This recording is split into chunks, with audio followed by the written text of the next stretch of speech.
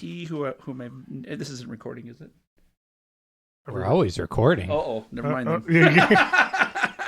Jeremy has a lot he can use against Sean and I. I have a very long, horrible list of things. That's good. You know, guys. You remember when that, what's his name, Bill Schuette was trying to get for governor and that tape came out of him hitting on that reporter in a Patrick Bateman style. Yes, totally. Creepily.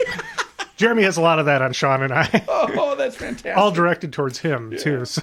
Mm-hmm.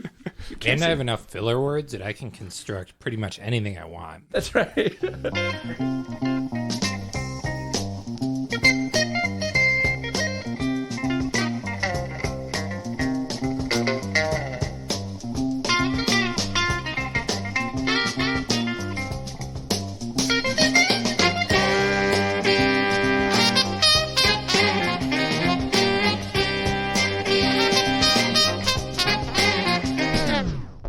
Welcome to I'd Buy That for $1, a podcast about inexpensive, common, and underappreciated records that are waiting to be rediscovered. Hi, I'm Sean Hartman, founder of the First Cosmic Pool Cleaners Society. Do you feel like you're just going through the motions, that life has put you in a trance and now you're at the point of no return? Well, don't you be afraid, because I've found your number, and I can't wait to be the one to share our secret message with you. Wow, Sean. You're like the pool vacuum. You just sucked up all the titles for this album. Every single piece of low-hanging fruit, and all other fruit as well. They're all mine now. Yeah, they're littering the pool. Well, I'm co-host Jeremy Ruggles, and I've got another job, guys. A new occupation? Another one? Yes. I'm here to survey you, because I'm creating the Oreo All-Star team for Nabisco. So let's hear it. Favorite Oreo? Double stuff. Double stuff from our secret guest, Peter. As of 5 minutes ago, Java chip. Oh, it's Java chip all the way, Sean Dad. I've always been a red velvet guy myself. Oh, that was a limited run. You like those rarities. I like that. That's me. Yeah. Only the finest. These should be inexpensive, common, and underappreciated Oreos that we're talking about. Yeah, I'm sorry, did that not qualify? No, they're on the team. It's settled. All right, well, I am co-host Peter Cook, and I am the official biographer of explorer John Smith. And I'm here to tell you that he never had a romantic relationship with Pocahontas, nor did he play in an 80s synth pop band. Or did he? I guess we're going to find out today. Hi, my name is Ike Turner, and I am the North Dakota 1995 State Class B Poetry Interpretation Champion, and that is actually true. That's something to hold on to. It was all, growing up on the prairie, that was all I had. And and again, it's no surprise I became a literature teacher. So you have a plaque on your wall, right? The plaque is at home. So. Oh, thank God. Well, thanks for joining us, Ike. We've mentioned you a couple times on the podcast, but I imagine that many of our listeners who aren't from the Kalamazoo area might not know what you do. So why don't you just tell us just a little bit about yourself? Well, thank you for inviting me. This is really fun and special to be here. I love this record that we're going to be talking about. I am an English professor here in Kalamazoo, and I play music like you guys, play in a bunch of different bands and all that stuff. Got a lovely family, two kids, and very, very, very understanding partner. And yeah, we've been living in Kalamazoo since 2003, January of 2003, and it's feels like home. Yeah. So originally hail from North Dakota and got to Kalamazoo by way of Norway, correct? That is exactly right. Yeah, that's exactly right. Yep, North Dakota to Norway, and then here. So yeah. Yeah, a natural, common totally progression for people. Yeah, for people like me who live close to the water and kill what we eat. So Kalamazoo's chock full of Nordic refugees like you.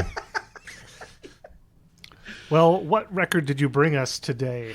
Oh, thank you. And again, really appreciate this. It's a Nu Shooz album, and it's called Poolside. And Yeah, it's an album I really, really enjoy, and I have enjoyed since getting the record when I was about 10 years old. 1986, I was 10 years old. Yeah, so you've been with this from the beginning when it was first out. Yeah, and in fact, I think the original version I have is back home in North Dakota, where I grew up, and I think it was a German copy and I'll talk about how that came into my wow, how that came into my my possession later on, but.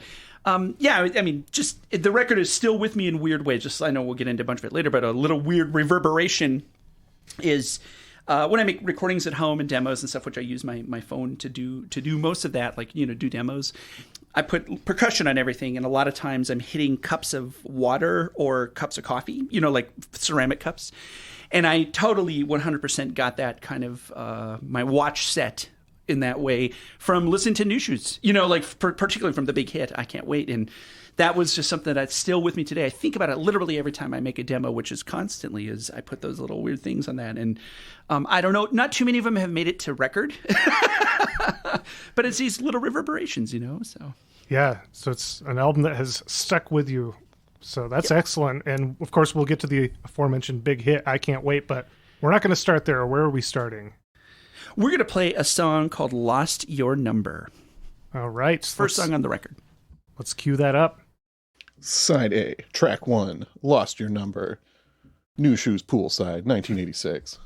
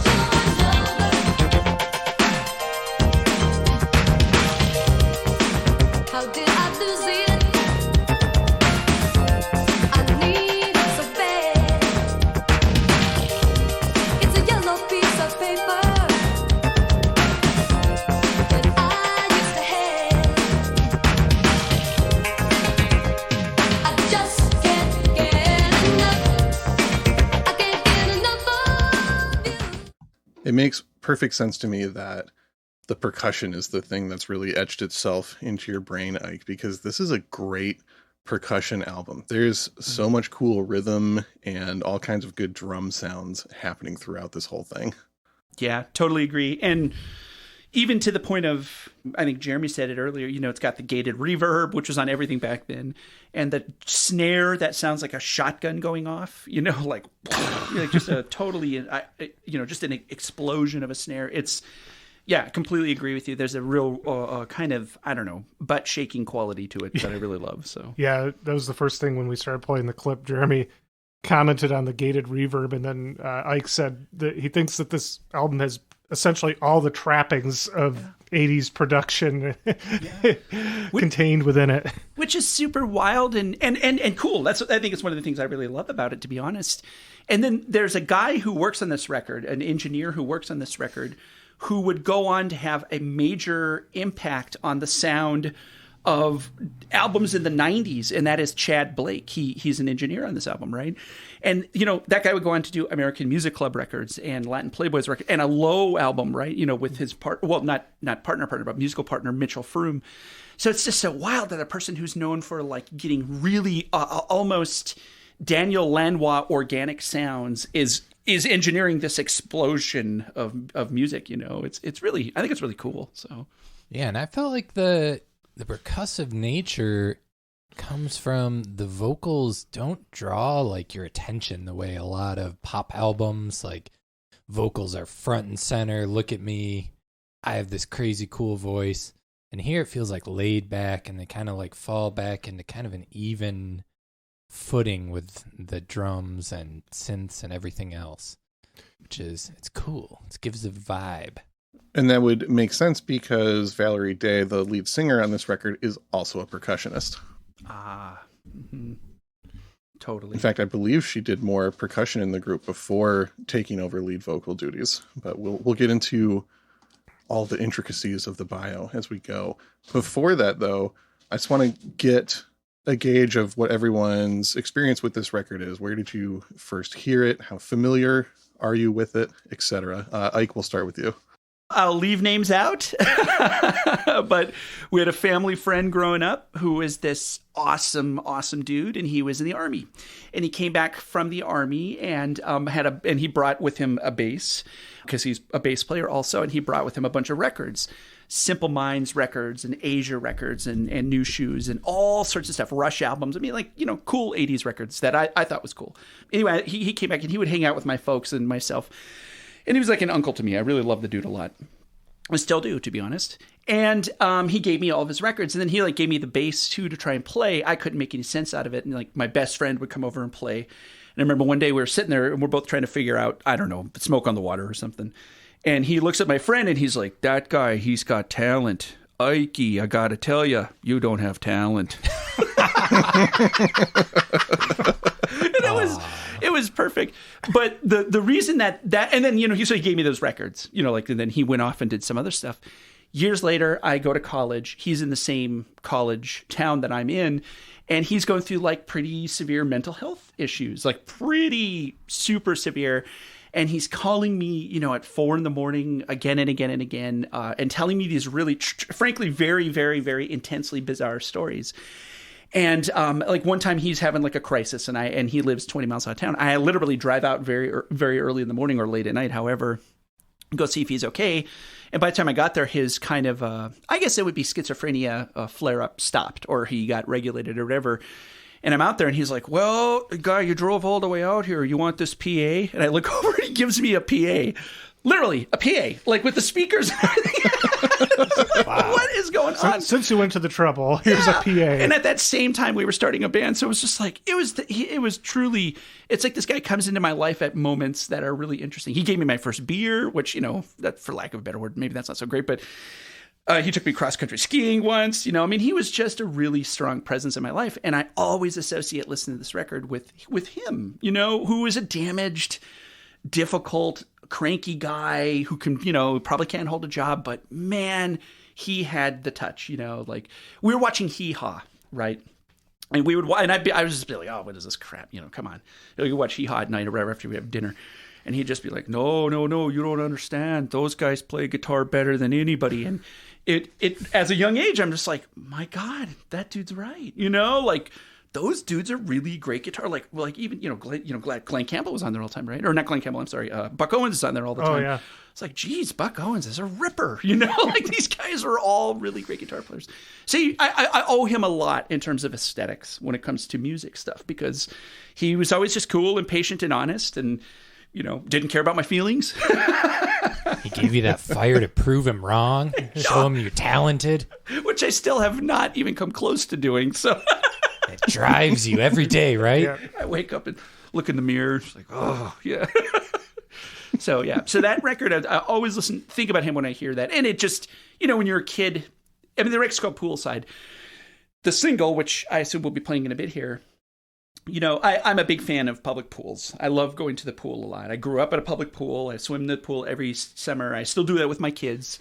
Like we're just a pool people, you know. And this would be playing at the pool I grew up at, right? Like, and I just reverberating in my mind, like doing a cannonball off of the diving board while you know, it's playing. It's all these little weird memories from just this one little record that came out, you know. And you know, is it a masterpiece? I don't know, but it's really good, and I like the way it makes me feel. It gives me a nostalgic feeling on a couple different levels. So yeah, wow, it's quite a history you have with this album, and it sounds like it continues. It's still with you. Yeah. That's also got to be the best answer to that question we've had on the podcast. Generally, it's either, oh, I don't know, I don't remember when I bought it, or I bought this and I like it. Here's the thing that I want to know, Sean, and I don't know if you all can help me with this. I guess I don't know until I go home and check.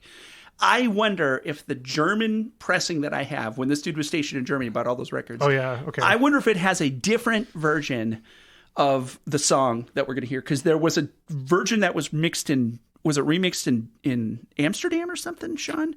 Yeah, there's a handful of different versions. We'll get into that after we play the big hit in a little bit here. Yeah. So my introduction to this record was a little funny. When I first started getting into DJing, a lot of it was going into it blind because I didn't grow up with most of this music. I grew up in pretty much only listening to like conservative, contemporary Christian music.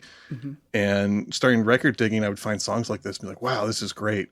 And I remember hearing this song for the first time while record digging. Didn't know it was a hit. It was just like, this song is cool. And I played it at my next DJ set, and people went nuts. I'm like, oh, that's great. Apparently this is a song that people know and love. That's cool. Yeah. I've been playing it in DJ sets ever since. It always kills. Like, no matter what crowd it is, people love the song I Can't Wait, which we'll be hearing shortly. Yeah, I knew this song from growing up in the 80s. I'm sure it played at Roller World when I was roller skating, and, you know, along with songs like Heaven is a Place on Earth and Los Lobos La Bamba, 86, 87, these are the type of songs you heard.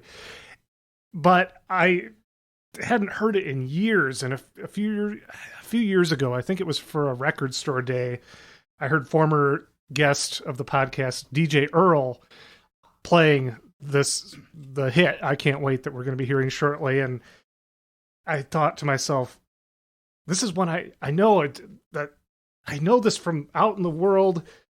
Who is this? What is this? By the time I got home to look it up, this is like pre-smartphone in my life.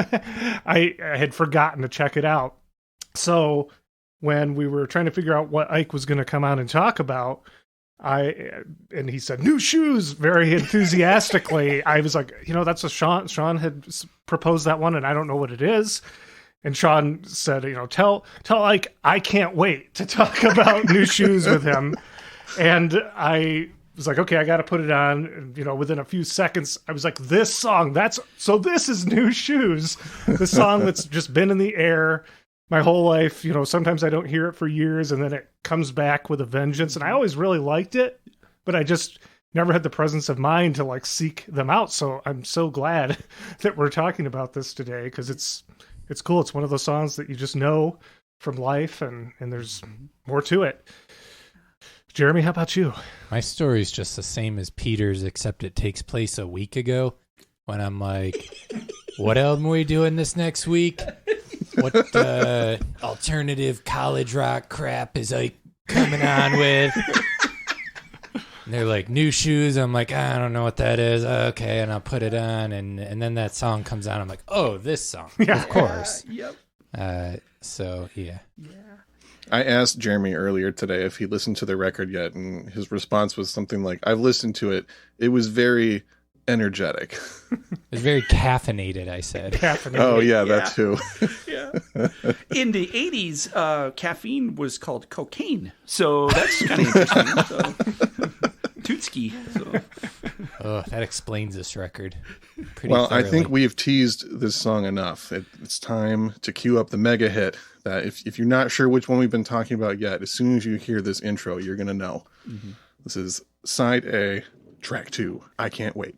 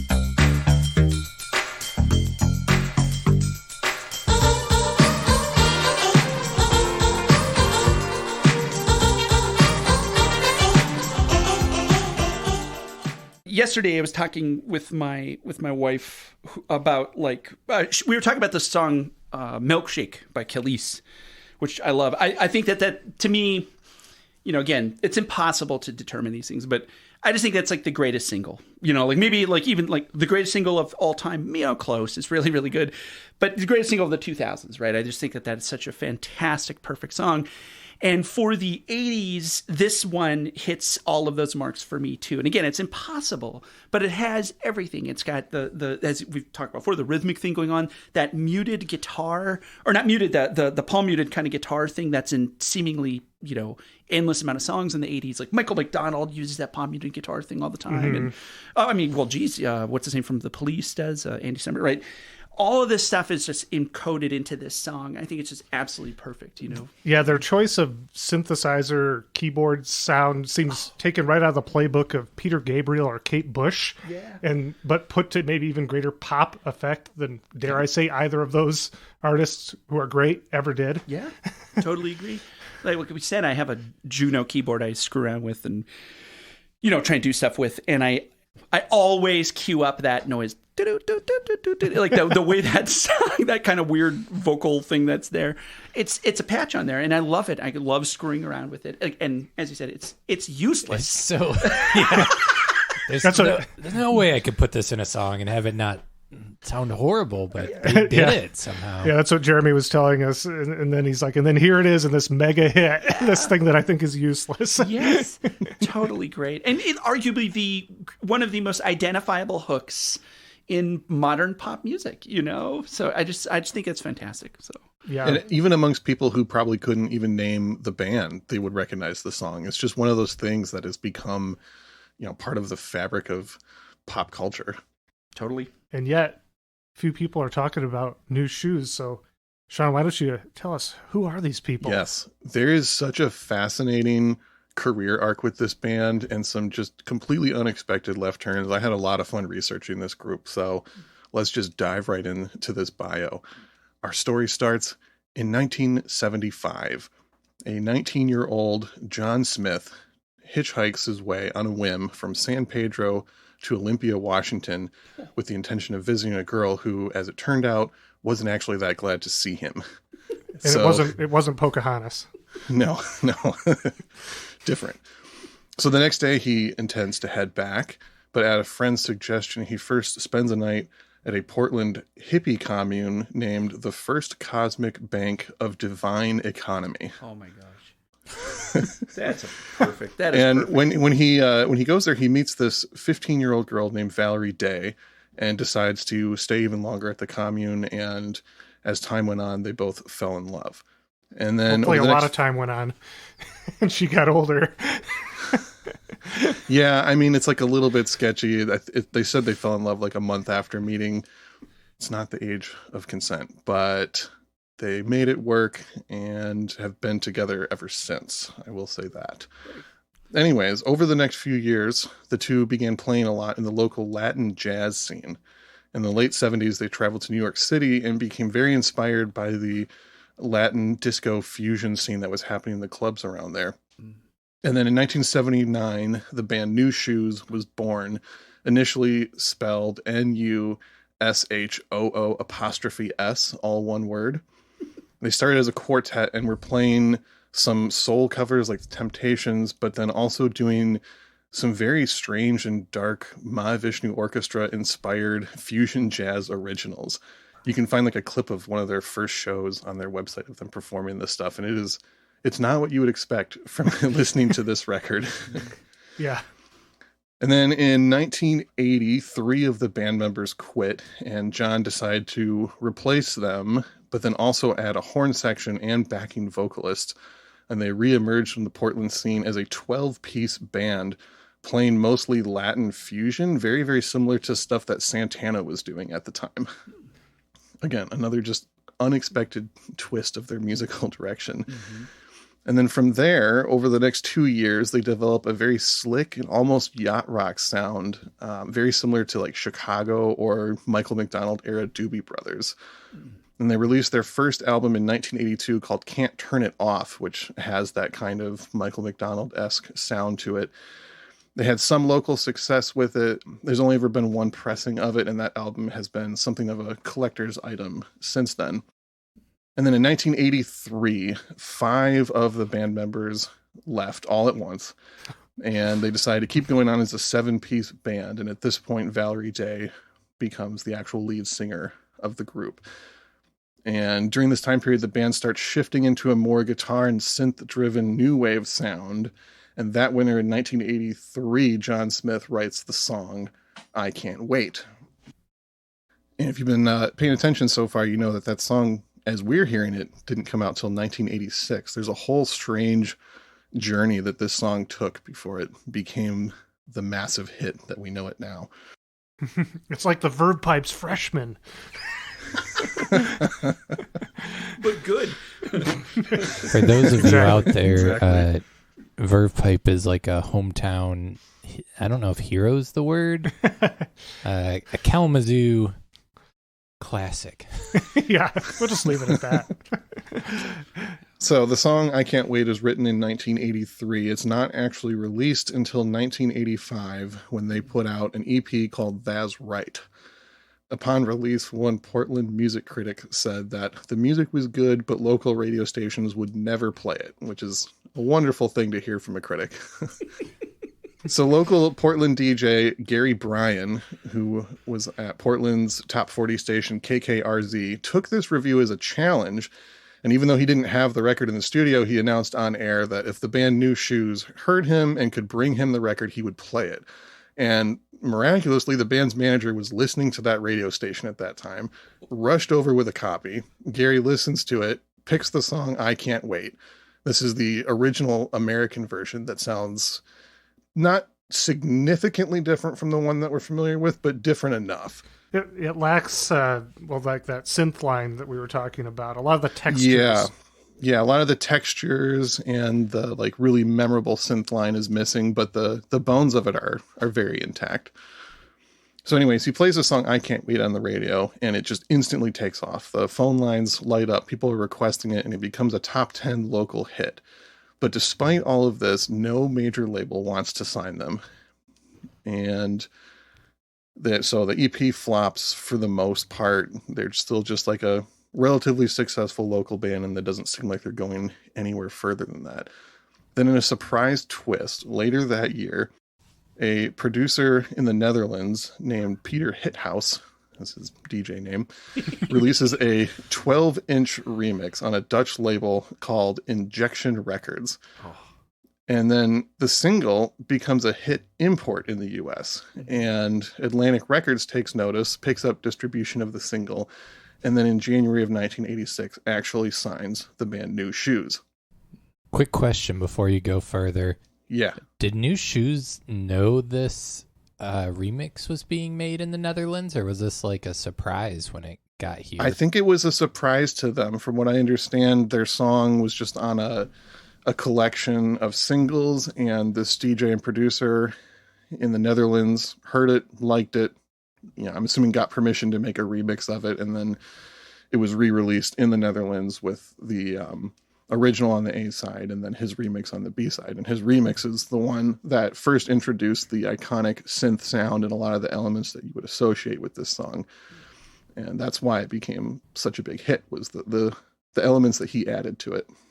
This happened there are a few other instances. I'm thinking of like Suzanne Vega, Tom's Diner, which was wasn't that an a cappella song originally, and then it was remixed into this dance song. And then that, I believe, becomes the first song ever compressed into the MP3 format. Oh wow! Like that was the canary in the coal mine for the MP3 format in, many years ago. So, wow. Yeah, it's always interesting when the remix becomes the hit. Absolutely. Yeah. When the video was shot then, because the video is also imprinted in my mind as much as like staying up late on Friday nights to watch Friday night videos and stuff. The video for I Can't Wait. Yeah. I wonder when that was shot. Probably. It seems like all of that would have happened very, very quickly. Because like I said, they got signed in January of 86, and the record was on the shelves just a few months later. They pretty much immediately entered the studio, and this was a band that had been working hard for years, so they knew these songs, they were ready to go. And then plus they got paired with a pretty legendary team of people to work with the group. There's 3 different producers of note on here. There's Jeff Lorber, who is a big fusion jazz hit maker, and I guess you could say an architect of the smooth jazz sound. Mm-hmm. Yeah, we've talked about him once or twice before. Yep. And there's another guy named Marlon McLean, who is the guitarist and band leader of the funk group Pleasure, who did a really good job of mixing funk and jazz influences together. So I think it makes sense that he was on there. And then a name that some of our listeners will know, Shep Pettibone, who was a pretty legendary 80s and 90s dance music architect, producer, mixer, remixer, DJ, profound influence on dance music culture during that time period. So, like I said, they get the album released quickly. I'm assuming just record it, shoot the music videos, hit the road, all that as fast as possible. And before you know it, the song I Can't Wait goes to number 2 on the R&B charts, number 3 on the Billboard Hot 100. Their follow-up single, Point of No Return, also charts really well. And the album itself was gold certified by October of 86. Meaning it had sold 500,000 copies? Yeah, within the first few months of it being released. That's a lot of copies. They were also Grammy nominated the following year in 1987. They were nominated for the Best New Artist Grammy, and they actually lost to Bruce Hornsby and The Range. What? Yeah, man. They should have put some more mandolin on their record. They would have had a chance. So we've talked about them genre hopping a whole bunch, and I would just like to note that by the time this record came out, they were playing a style of music that would eventually become known as freestyle. Do any of you guys have any familiarity with what that genre means? No, I saw that listed as their first genre, and I was very confused. I was like, what are they, freestyler rapping? Yeah, it just sounds like synth pop in the mode of... I mean, you can hear. I remember you can hear this next to a Depeche Mode song, and then Lisa and Cult Jam song on the radio. You know, like they're all would fit of a tapestry. So freestyles is one of those genres that I've heard a bunch and seen around, and had like a vague idea of what it meant based on the bands that I'd seen with that tag. But I made sure to dig around a little bit to give an actual definition. Freestyle, also known as Latin freestyle or Latin hip hop, was an 80s electronic dance music genre that was popularized in the underground Latin and Italian American club scenes around New York, New Jersey, and Philadelphia. The style was sort of a bridge between funk, especially like the boogie funk, and synth pop and hip hop and Latin rhythms of the time. And the genre was later replaced or kind of morphed into house music and new jack swing. Interesting. There's lots more definitions on all the like technical aspects of what made it, but very syncopated bass lines and percussion elements, especially with the Latin rhythm influence, are a common feature. It's a pretty wild lineage there. Fully. Yeah, absolutely.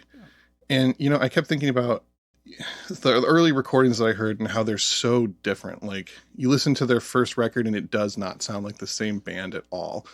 But then when you really pay attention to this record, you can tell how they're taking all of these influences and experiences and pouring them into this new genre that they're doing, which I think really is what makes this record special. It's what makes it memorable. It's not basic. It's pulling from a rich musical history. I love stories about bands that kind of, and I don't want to use the word derogatorily or derisively, they kind of toil for a while and then have that sort of like, you know, that hit. I mean, this is a corny one, but it happened, was like Twisted Sister, right? They went through other genres, you know, glam rock and then arena rock or whatever, and they were ready to give it up, and then they get that hit in the 80s too. Again, Nu Shooz is greater than Twisted Sister. But we're gonna argue about this right now. I mean, it's a soft spot for those. You know, Elizabeth Cotton, you know, works for 40 years before somebody figures out, like, oh wow, this is a person who plays guitar better and more interestingly than anyone. You know, Sun House. I mean, well, what's the big one? Sixto Rodriguez, right? Like you know, like that's a huge one. You know, like more recently, Charles Bradley. Oh gosh, yes, and Sharon Jones even too. You know, yeah. R.I.P. to both of them. Yeah, absolutely. Cool. Well, we're going to dive into another song in just a second, but I wanted to leave you with some of the work that the band has been doing since then. They released another record in 1988 called Told You So, where you can hear a lot more of the sounds and styles that you would kind of associate more with house music and genres coming later. So they were still following the trends throughout their whole career. They actually had another record that they had begun working on and had pretty much in the can when they were unfortunately dropped from Atlantic Records in 1992. And after that, the band basically retired for about 20 years. John went on to do a lot of music for commercials and films. Valerie does vocal lessons, plays as a session percussionist, and also sang in various local jazz groups in the Portland area. Then in the mid-2000s, Valerie began working on remaking the band's songs and performed as the Nu Shooz Orchestra, and also released an album of some reworked material. And in 2013, the band officially reunited with all original members and have been playing shows since then. And they also released another original album in 2016 called Bagtown. So a success story, I would say. Totally. Like, they're still happy and making music and married, right? They're still and together. married, like, yeah. You know, like that's the shocker of it all. Is that like they kept a partnership. Yeah. yeah. That's amazing.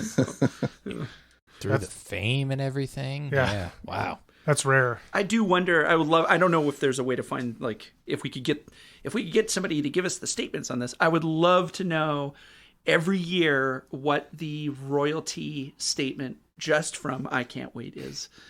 You know, from ASCAP Yeah. or BMI Yeah. or whatever they're on. You know, I would love to know if that was like, yeah, that was enough for us to live on for a while, or you know, I It know. had to have come close, I would imagine. yeah. I know that, not in the same band, but roughly same time period. I know that Kathy Valentine from the Go-Go's said that, you know, they've wisely renegotiated their contracts several times, and she, from just Vacation, the song Vacation alone, every year she makes about $6,000. Oh, wow. You know, that's just that one song. Just that one song Yeah. and just her involvement in radio. Yeah, just her. Yeah. Yeah. So, Well, you'd hear stories of like Terry Jacks.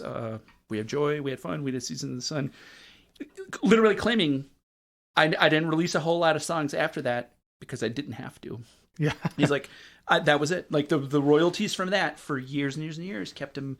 He didn't have to work. He had his, you know. That was it. So, If you have a good contract and yeah. Yeah, So- knowing how sketchy some of the record stuff in the 80s were, well, through all of time, really. Yes, But, absolutely. but who knows? Maybe they're not making a penny off this stuff for all we know. Who knows? Yeah. be curious though. Yeah. It'd be interesting. Just to see what's the yearly check, if there is one, you know. Well, Sean, you got another song for us? Yeah, let's do it. Next up, another side one, track 4 this time, Going Through the Motions.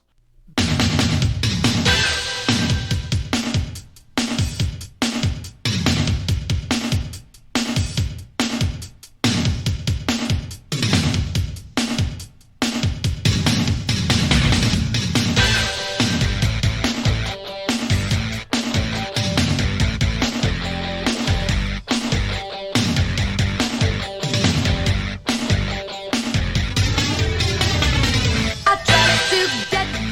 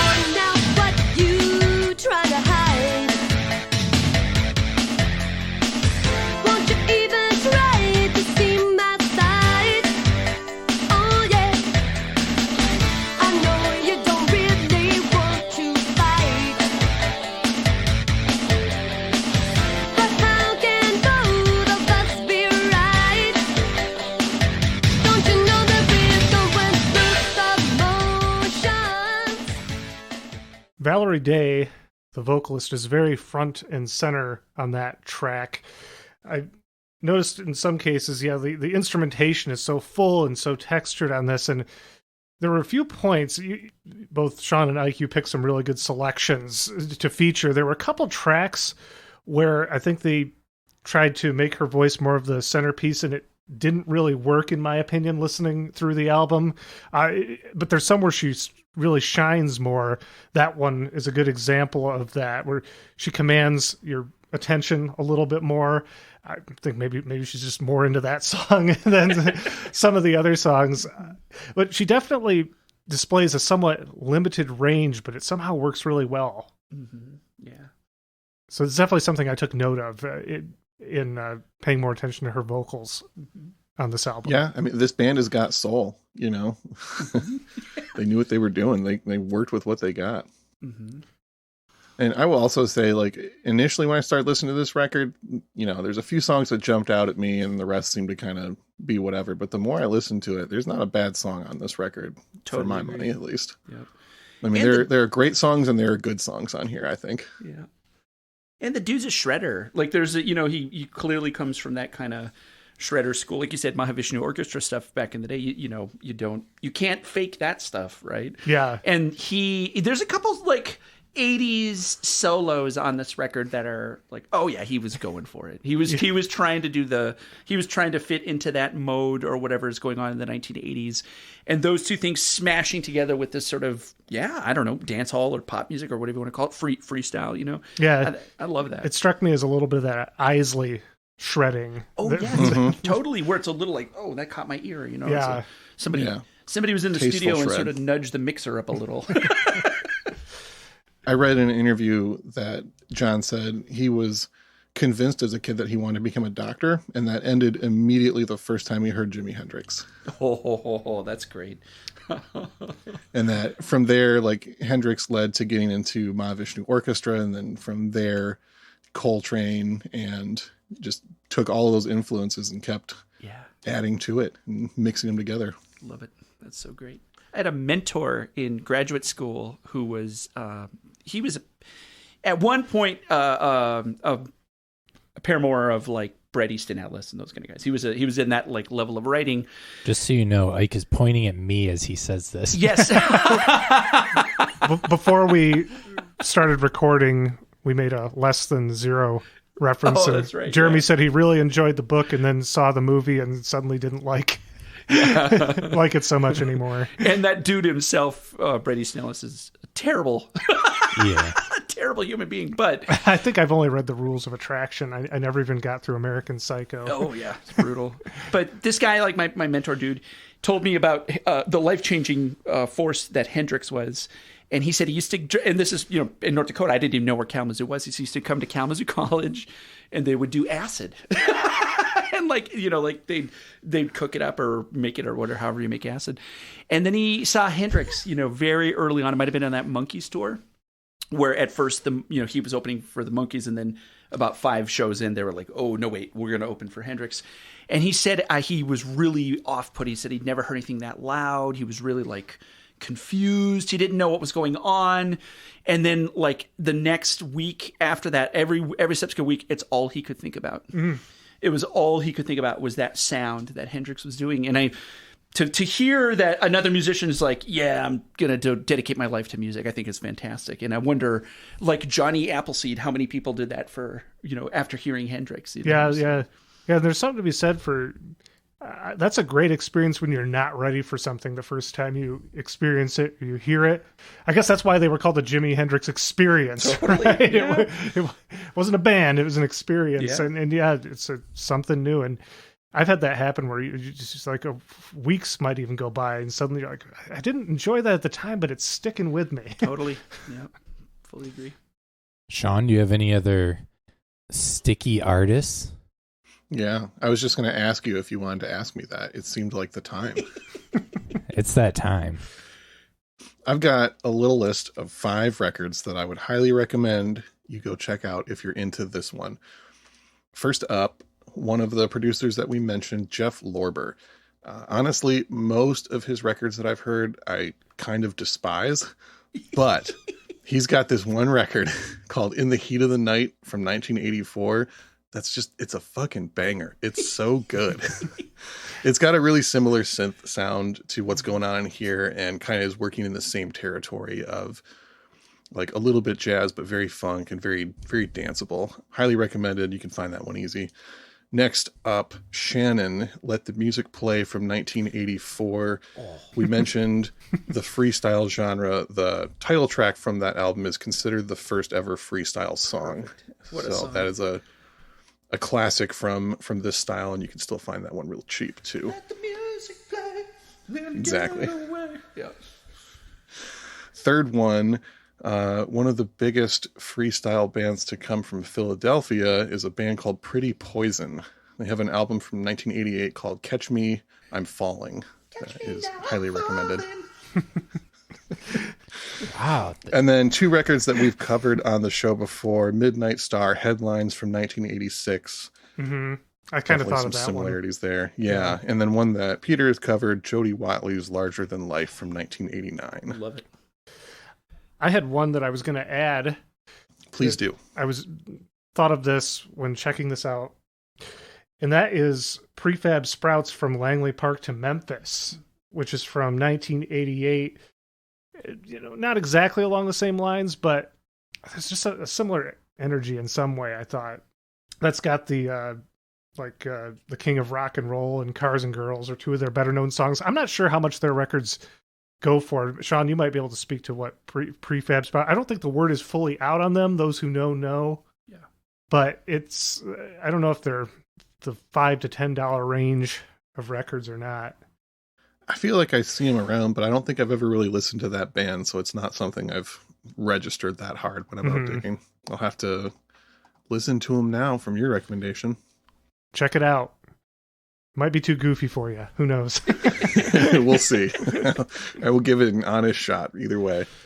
Anybody else have a recommendation they want to add for the people? I think one we did back in the day would apply Materials One Down that we covered. Okay, has yeah. a similar energy.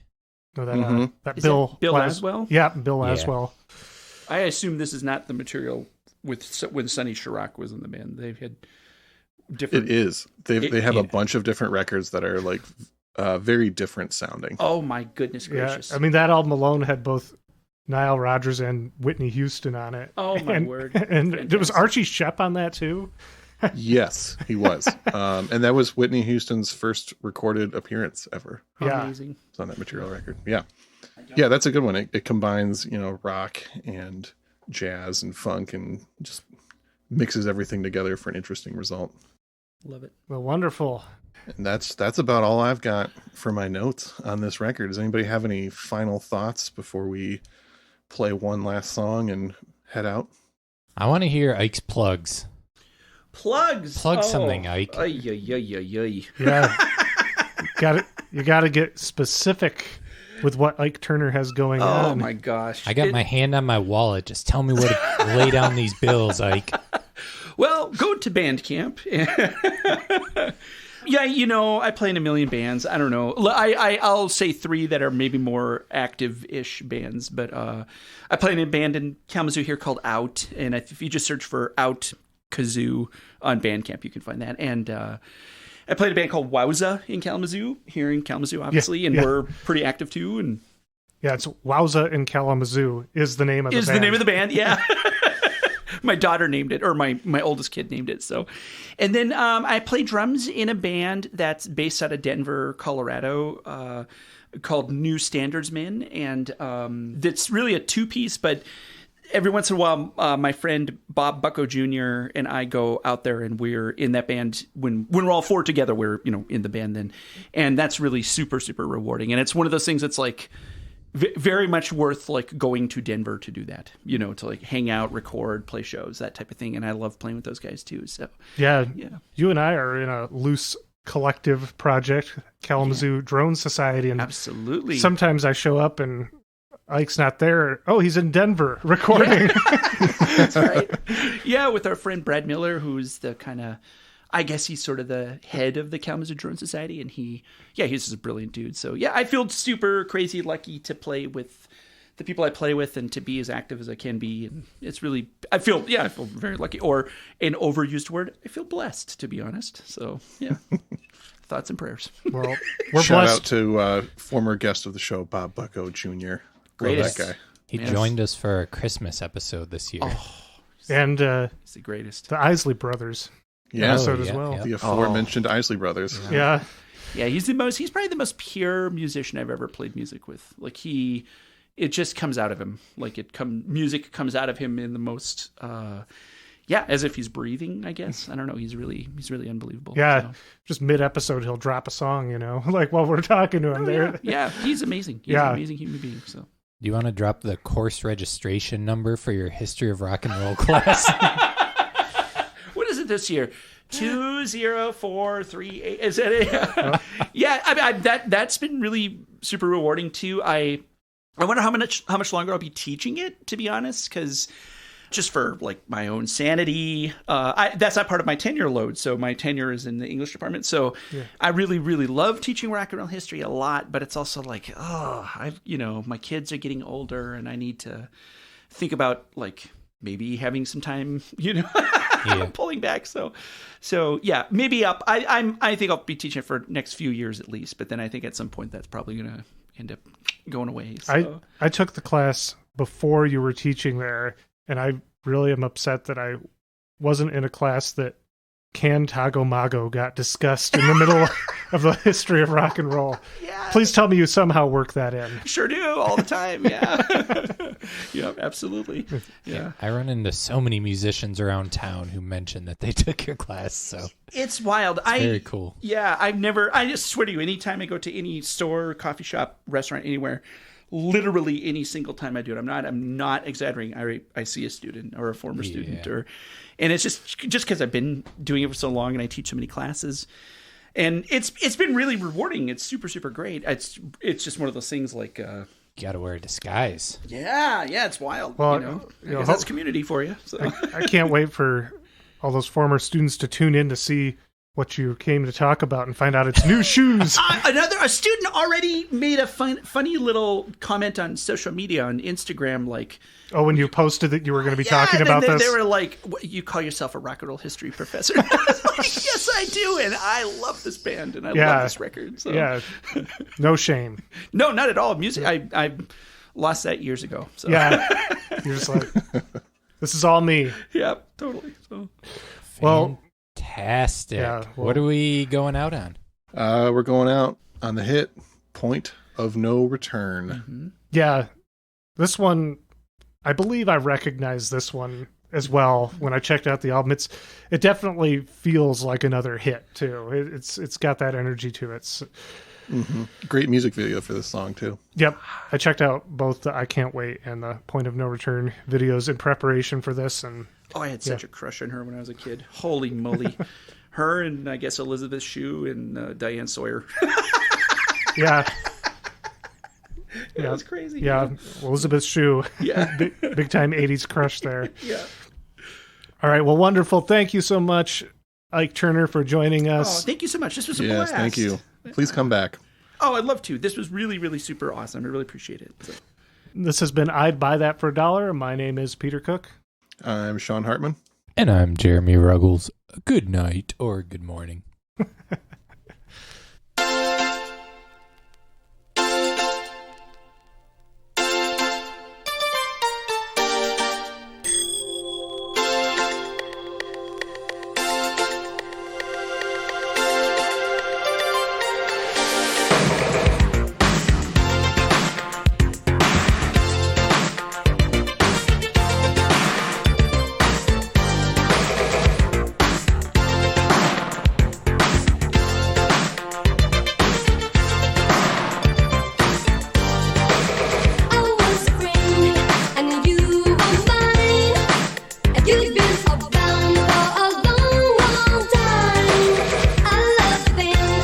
But not